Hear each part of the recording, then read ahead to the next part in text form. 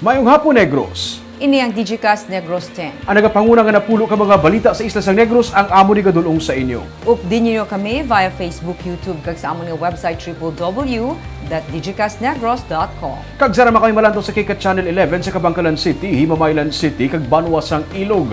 Kag yari na ang top 10 nga mga balita sa Negros subong adlaw.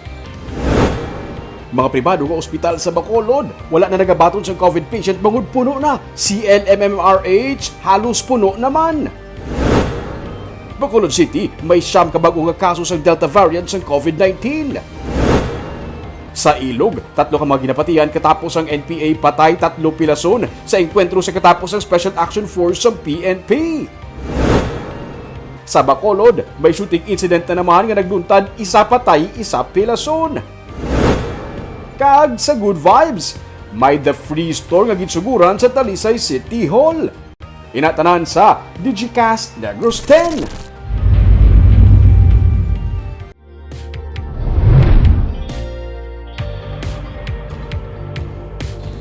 Sa number 10, 11.96% sa na-target nga bakunahan sang Negros Occidental ang fully vaccinated.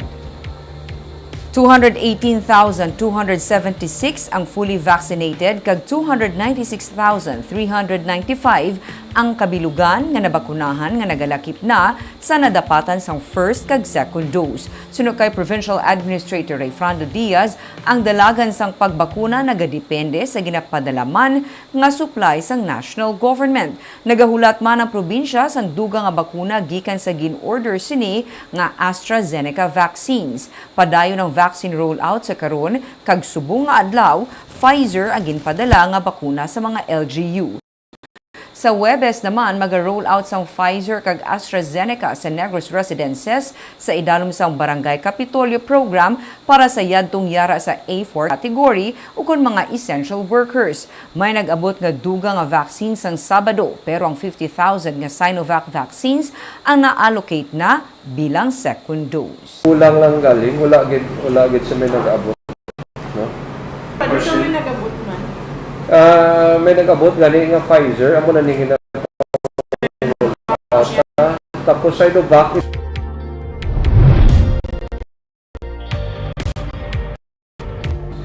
Sa number 9, syudad sa Bacolod nagdugang pagid sa mga isolation facilities samtang nagasaka ang kaso sa COVID-19. Ma-report si Nico Delfin. Makabig ngayara na sa kritikal ang sitwasyon sa mga hospital sa Bacolod nga nagalabot na sa 86% ang utilization capacity rate tungod sa nagasaka man nga kaso sang COVID-19 sandig sa records ng Emergency Operation Center. Gani magluwas sa gintalan ang dugang nga isolati sa Barangay Handumanan, 2 pa ka isolation facility ang idugang sang syudad para matatapan ang kadamuon sa mga COVID-19 patients. Nag-open kami, ma-open kami doon pa. Additional, why labot sa gin-open namon nga Handumanan Elementary School, i-open namon subong adlaw high school, then prepare ang middle. With kitchen, may staff na siya, may mga logistic naman, may mga hygiene kits na tato nga ipadulong, tapos may utility naman kag ang school na prepare na. Oxygen tanks daw? Usually may ara kita na i-oxygen tank sa tanang facility. Nagapanugyan man karon si Dr. Purnan sa mga pasyente kag sa ila mga himata nga nagakinahanglan sa hospital care nga magpakig-angot sa ila One Hospital Command Center agod ma-refer sila sa ospital nga sarang nila makadtuan. Kung pwede, mabalik ka tugla sa time nga nag-ECQ kita ng tao, wala galagaw. Kay subong, di kami kay chindi din gahalin ang surge.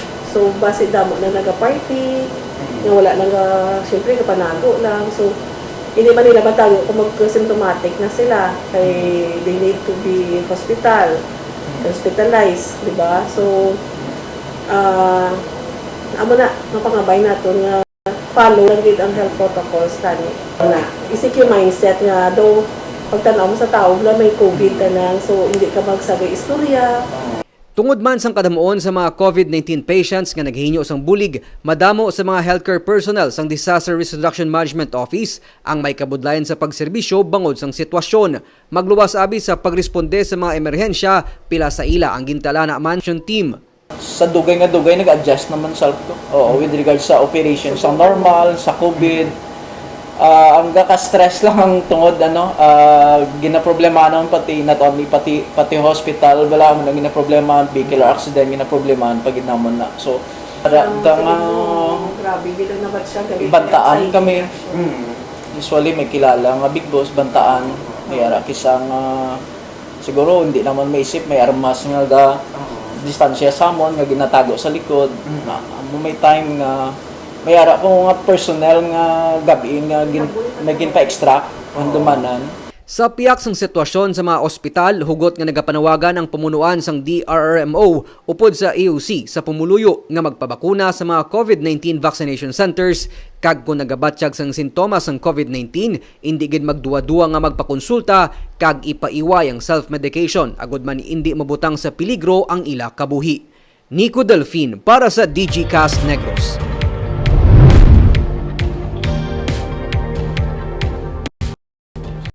Sa number 8, nag-resume na ang voters registration sa Bacolod Comelec subong nga adlaw.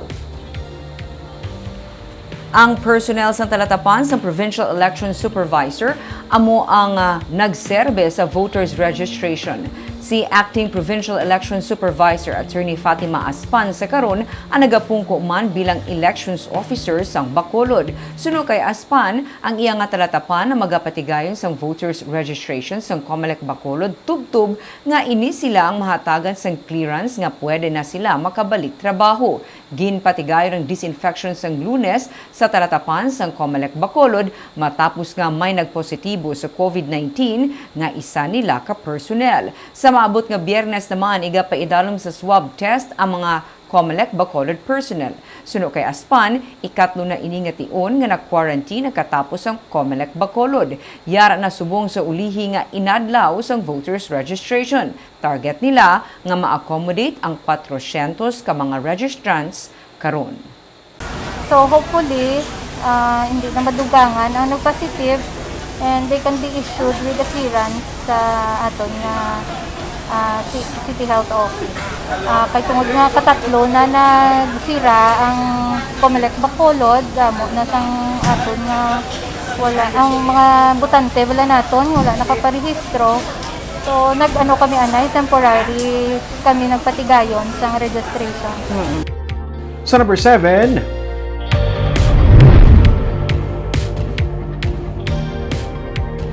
isa ka babae ang patay matapos mabiktima sang hit and run. Patay ang 42 anyos nga si Mirasol Wayong matapos iya mabungguan ang isa ka wing van nga amo naman ang nagtapak sa iya kagabi sa intersection sa barangay Bagtik sa Silay City Access Road. Patay ang 42 anyos nga si Mirasol Wayong matapos iya mabungguan ang isa ka wing van nga amo naman ang nagtapak sa iya kagabi sa intersection sa barangay Bagtik sa Silay Access Road. Sa initial investigation sa PNP, nalapot sa motorsiklo ang panguling nga bangin sa wing van sa nagtabok ini padulong sa barangay Ilopez samtang nagabiyahe naman gikan norte padulong ang van sa sur. Pagbunggo suno sa pulis, naglabog siya sa iya motor kag nalapakan sang likod nga goma sang van. Giliw naman nga nagpalagi suno sa pulis ang driver sang wing van, gani ila pa karon gina-review ang mga CCTV video malapit sa area agud to makilala ang nakabunggo.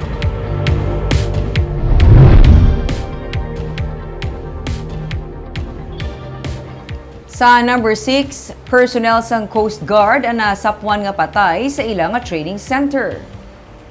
Nasapwan nga patay sang Sabado ang 43 anyos nga personnel sang Coast Guard sa sulod sang iya barak sa Special Operations Force Training Center sang PCG sa Banwa sang Hinubaan. Ang iya hinablos nga isa man ka PCG applicant amo ang nakakita sa iya sinitiyo nga may yara na sang igo sang bala sa iya sini nga ulo. Na-recover sa tupad sang biktima nga tumandok sang North Cotabato ang iya nga issued M16 rifle kag isa ka fired cartridge.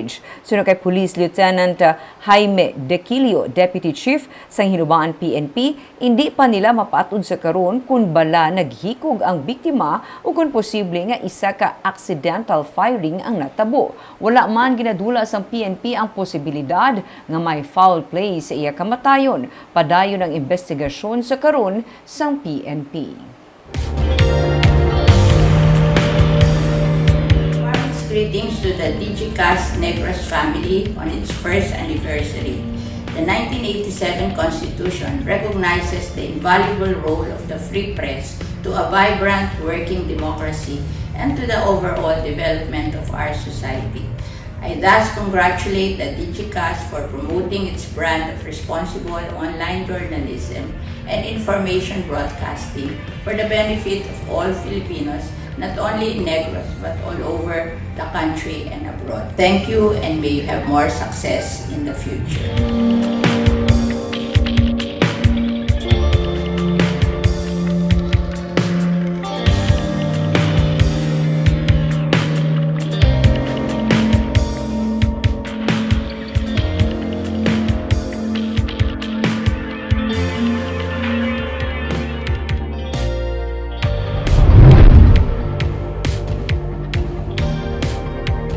Sa number 5, isa ka lalaki patay kag isa naman ka babae ang pilason sa isa na naman ka panibagong nga shooting incident nga nagluntad sa syudad sa Bacolod kay ilasong udto.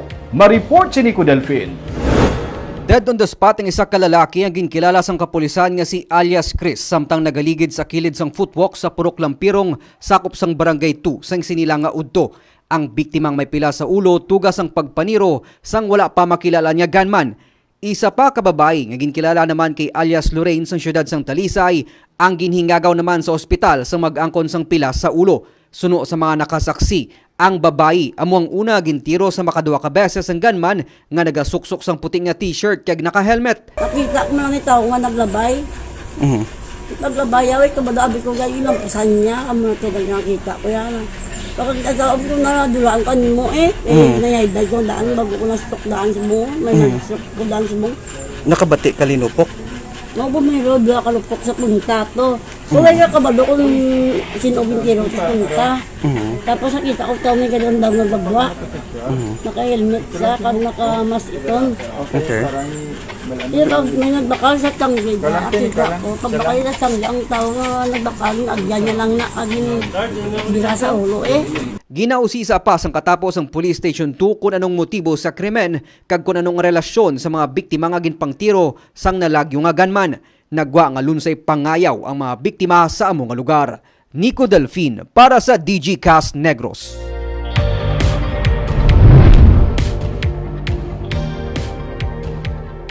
Sa number 4, 3 patay, 3 pilason kag isang nagsurrender sa bahin sang NPA sa natabo nga engkwentro kainis sang aga sa Banwa sang Ilog. Sa inisyal nga impormasyon nga ginhatag ni Negros Occidental Police Provincial Office spokesperson, Police Lieutenant Abigail Donasco, nagluntad ang engkwentro las 7:20 kainasang aga sa Barangay Tabo sa Banwa sang Ilog sa tunga sang Special Action Force ng PNP kag Rebelding New People's Army. Naglawig sa masobra 1 ka oras ang pagbayluhan ng isang lupok suno kay Donasco nga nagresulta sang pagkapatay sang 3 ka mga rebelde kag 3 naman sa ila ang napilasan. May isa man nga nag-surrender suno kay Donasco. Iya man ginpahayag nga base sa inisyal nga report, wala man sa bahin sang SAF forces ang nasamaran o kung napatay sa engkwentro.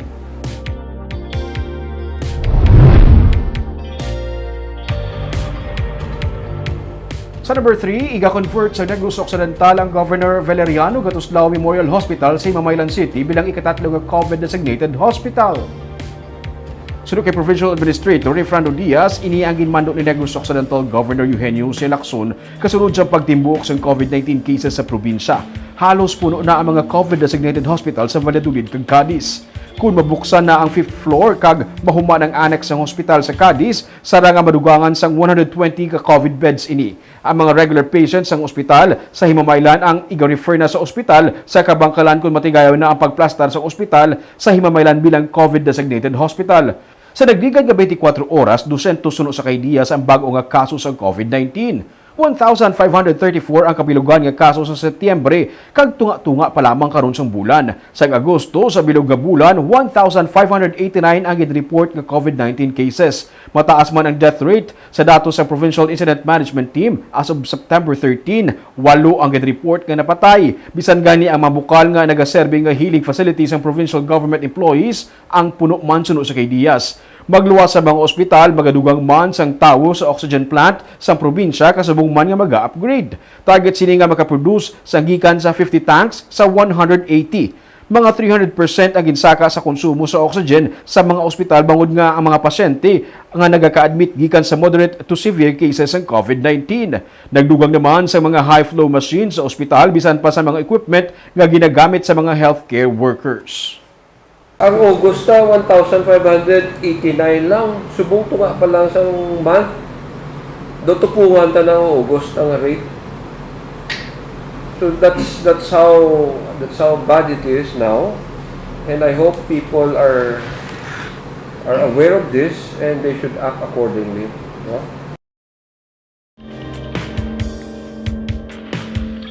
In behalf of the city government of Silay, together with all Silaynots, I would like to take this opportunity to congratulate the Digicast Negros as you celebrate your first year anniversary. We rejoice with you on this momentous occasion. In just a span of 1 year, you have drawn more than 80,000 followers on your social media platform and reached over 4 million views on your Facebook page. Padayon sa pagserbisyo, padayon ang pang-asenso. Asenso Silay, asenso sang Panimalay. Thank you and God bless. I would like to take this opportunity to greet Digicast Negros, no? Of course, sa team ni Romeo Subaldo Jr. and to the team of Carla Gomez, no? To all the journalists, to all the media men and women, no? Of Digicast Negros, a happy first year anniversary. The reason for this performance is because the people trust you, no? Grabe ang pagsalig ng tao sa inyong team. So to Digicast Negros, congratulations, a happy anniversary. Always remember that you have the support of the people of Himaylan. Happy first year anniversary, Digicast Negros. Congratulations and more power.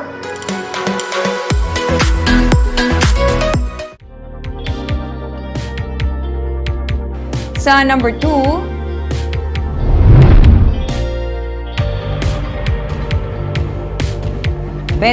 na ang COVID-19 Delta variant cases sa Bacolod nga nagalakip sang 57 anyos nga lalaki nga napatay. Taga-Barangay Mandalagan ang 57 anyos nga lalaki nga nalatnan sang COVID-19 Delta variant kagkabahin sa dugang nga COVID-19 related deaths sa Bacolod. 3 pa sa iya nga kaupod sa Puluyan ang nagpositibo man sa COVID-19 Delta variant sandig sa resulta sang ilang RT-PCR test nga ginpadala sa Philippine Genome Center. Sunod kay M. Ang, Executive Director sa Bacolod Emergency Operations Center. Nalakip diri ang 62 anyos nga babayi, isa ka 29 anyos nga lalaki kag 6 ka tuig nga bata nga babayi. 3 pa sa ila mga kaupdanan sa balay ang nagpositibo man sa COVID-19. Samtang isa ka 42 anyos nga male nurse sa City Health Office, isa ka 35 anyos nga BPO nurse, kag isa ka 65 anyos nga babayi ang nalatnan man sa COVID-19 Delta variant sa Barangay Villamonte. 5 sa mga kaupod sa balay sa 65 anyos nga babayi ang nagpositibo man sa COVID-19. Isa pa ka 58 anyos nga driver sa Barangay Alihis ang dugang nga COVID-19 Delta variant sa Bacolod. Kalabanan sa mga pasyente ang symptomatic o kung nagabatsyag sang sintomas sang COVID-19. Ang ilang mga puluyan ang ginpaidalom na sa lockdown samtang ginahulat ang mga resulta sang liwat nga pagpaidalom nila sa RT-PCR test. Kag sa numero 1 sa mga balita, subong nga adlaw.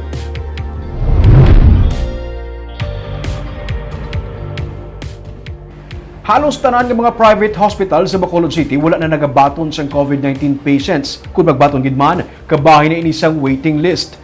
Corazon Docsin Montalbano Memorial Regional Hospital halos puno naman bangod sa iba nilang mga empleyado positibo man sa virus. Yaring report.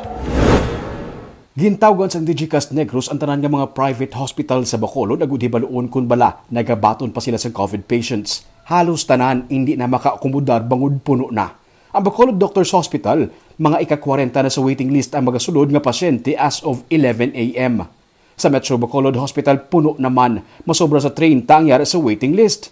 Sa Queen of Mercy Hospital naman, nagabaton pa pero ginalain na pa kay puno na ang ilang nga isolation rooms.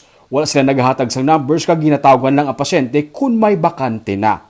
Ang Bacolod Adventist Medical Center, wala naman anay nagabaton sa COVID patients kay puno na ang ilang nga emergency room kag ang iban gani yara sa tent. May 43 pa ka pending nga mga yara sa balay kag quarantine facility. Ang Riverside Medical Center, nagpagawa naman sa public advisory nga hindi na sila anay magbaton pa o kung mag-admit sa mga COVID patients, pati na may mga COVID-like symptoms, inibangod ginakulang na ang ilang mga medical personnel. Home care service na lang ang ilang ginabaton sa karon. Sa sinigid lamang nga hapon, nagpagawa man sa advisory ang South Bacolod General Hospital nga ilan na nalabot ang maximum nga number of beds nga para sa COVID-19 patients. Ang Corazon Locsin Montelibano Memorial Regional Hospital may isa na nakabakante sa COVID ward as of 6 a.m. Sunod sa kay Dr. Julius Drilon, Medical Center Chief sang CLMMRH, nagdugang pa sila sa COVID beds pero ginakulang man sila sa mga tao kaya ang iban nga mga staff nagpositibo man sa COVID-19. You have to understand that the number of beds are determined by the number of people that you throw into those beds. Yes, Doc. So remember, ang Corazon Locsin caters for moderate to severe. Okay. So lain nila ang staffing requirement. Moderate to severe lang ang mga ginabaton sang CLMMRH nga mga kaso sang COVID-19, kaglain man ang ratio sang personnel sa kada pasyente sa sini nga mga kaso. Dugang pa niya, sa nagligad pa sila nga semana nagapahibalo sa publiko sang sitwasyon sang COVID sa Bacolod pati na sang ospital. Lugang pa niya, ang Delta variant sang COVID-19 amo sa karon ang nagapasaka sang kaso sang COVID-19 sa probinsya.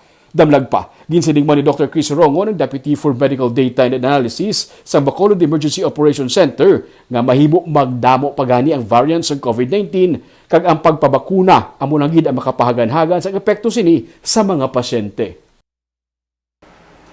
Sa Good Vibes, sa ika-121 nga anniversary sa Civil Service Commission, isa ka free store ang ginapatigayon sa City Hall sang Talisay bilang bulig man sa mga job order kag casuals. May report si Romeo Subaldo. Kumalin sa mga bayo, shorts, dressed chicken, noodles, dilatas, patis, langgaw pati na face mask ini ang mga donated goods sang mismo man nga mga opisyal kag empleyado sa syudad sa Talisay para sa The Free Store. Sa pagsaulog sang ika-121 nga Civil Service Anniversary, luyag sang Human Resource Management Office ng Talisay nga ang mga job order kag casuals ang mabuligan pinaagi sa Free Store. Suno kay Gemma Ferolino, Human Resource Management Officer 4 sa Talisay, nabatian niya sa isa ka speaker sa isa ka seminar sa civil service nga ginaistorya ang party sa Free Store nga natabo sa India nga nangin posible pinaagi sa pag-donate sa mga bagay nga wala na ginagamit kag pagkuha naman sa bagay nga ginakinahanglan. Ito niya nakita ang free store.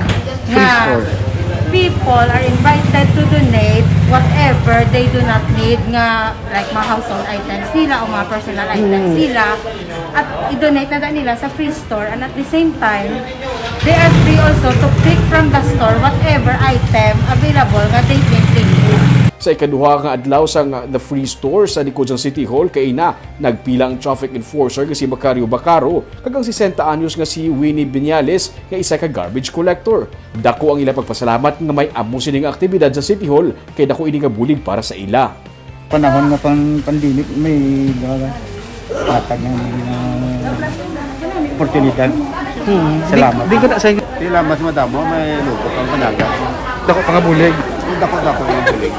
Kinabuligan pa sila kaya hindi uya sila kasi ako kabalala kuya. Daw nang inala department store ang area nga may mga bayo kay nagmansig-mansig pili ang mga empleyado sa mga bayo nga sarang pa magamit. Sa kahapon sa first day, priority ang mga job orders kay ina mga casuals naman kag sa buwas kung may bilin pa para naman sa regular employees. Ang pinagin man ka priorities ang sining nga free store ang amon nga job order personnel because they receive less from among casuals, regular personnel. That's why kagapon ni siya nag-open lang ang priority nga mga customers kagapon JO. Okay. Today casuals. But and by tomorrow hopefully kung may supplies pa mga regular employees na. Samtang may nagapadayon sa pag-donate, magapadayon man ang The Free Store.